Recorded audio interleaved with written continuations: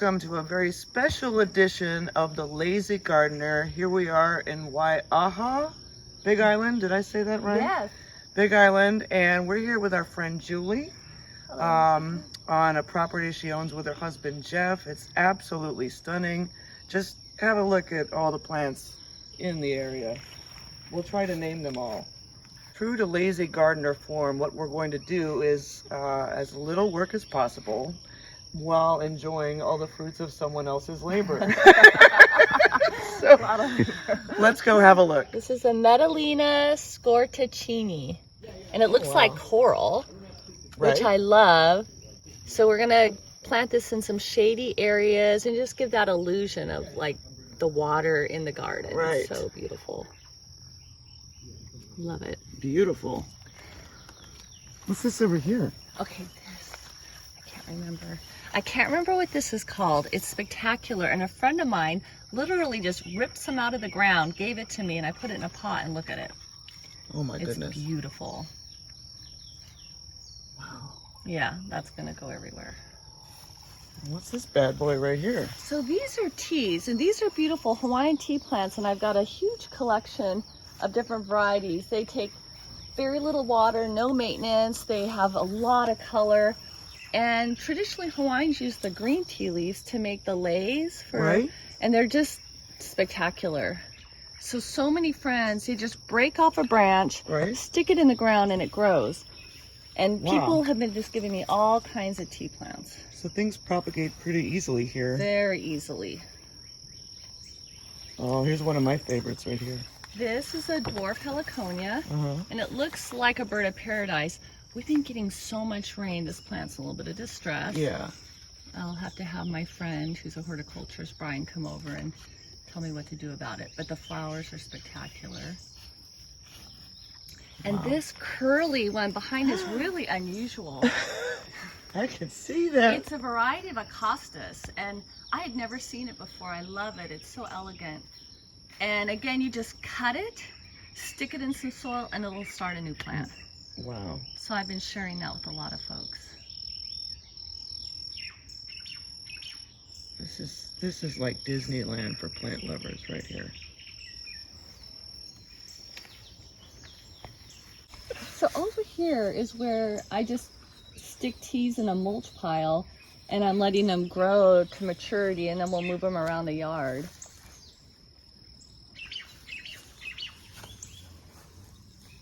So I love the different colors, and some are bright pink, some are purple, dark like eggplant, some are variegated.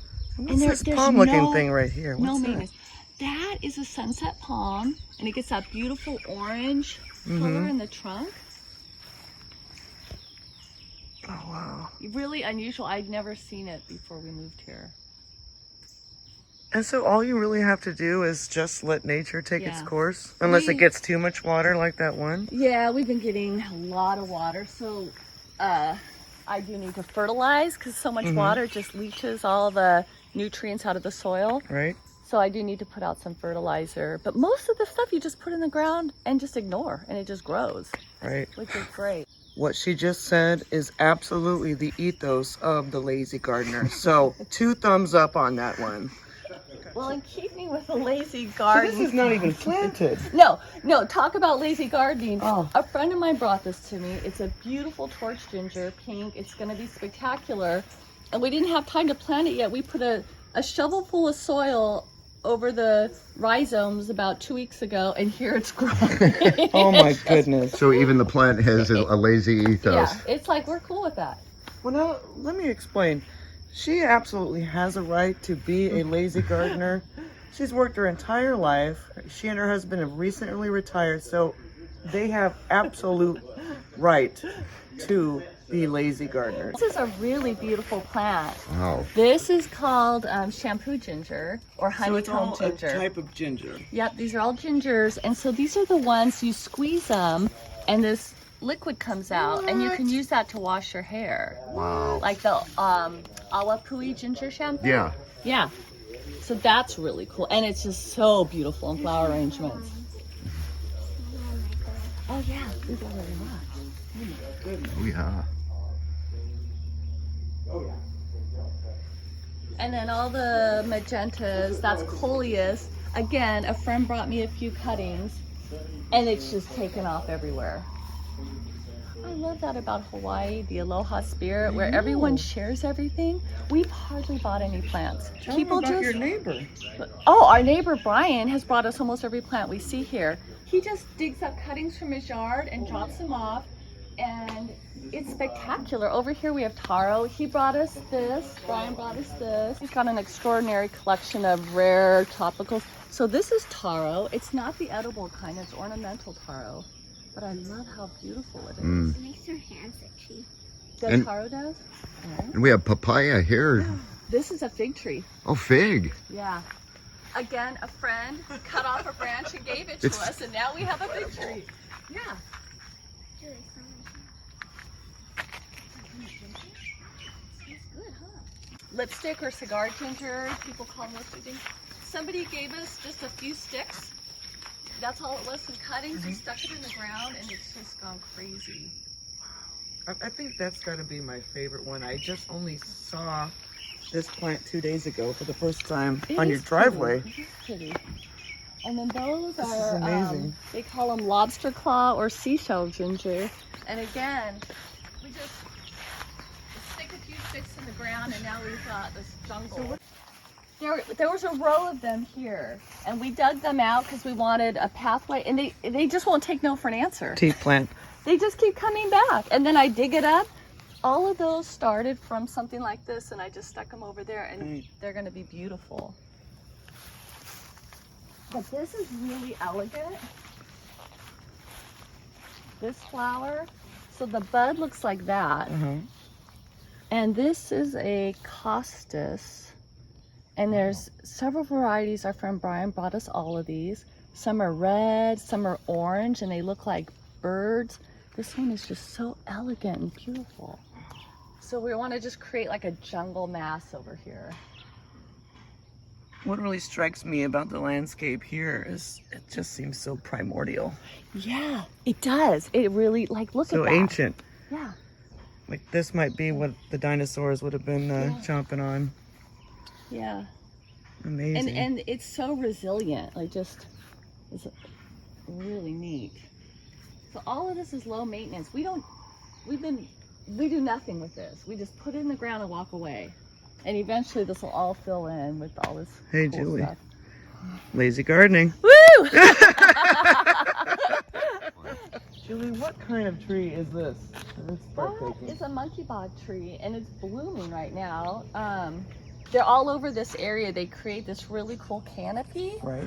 And when they get huge, people like to use the trunk. It's got a beautiful grain in it. So we actually have a couple bars and a desk made out of monkey pod. Right. And it's beautiful. It's fast growing, you know, super environmentally friendly to use. That cardinal up there. Oh, look at that. Some birds just followed us from Ohio, it looks like. Yeah. Scheffalera underneath there. I mean, house plants turn into jungle here. Right. What now this tree, are the roots coming down? It is, and I think it might be a ficus tree, which would be a house plant, you know, on the mainland. And the other day, it's grown so much from the rain.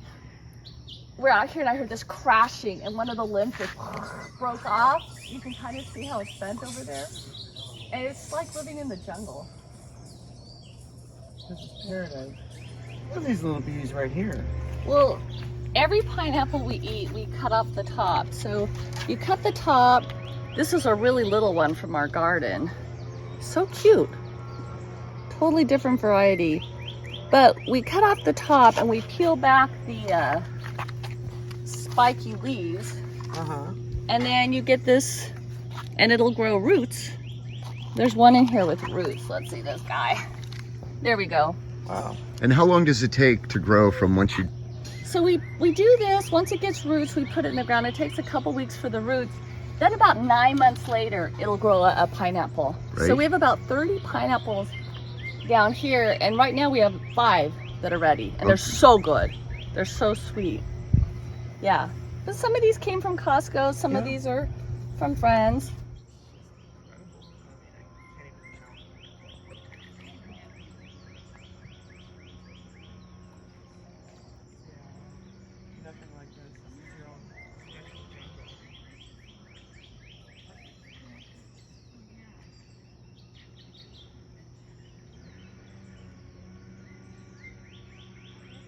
How far away are these from being ripened?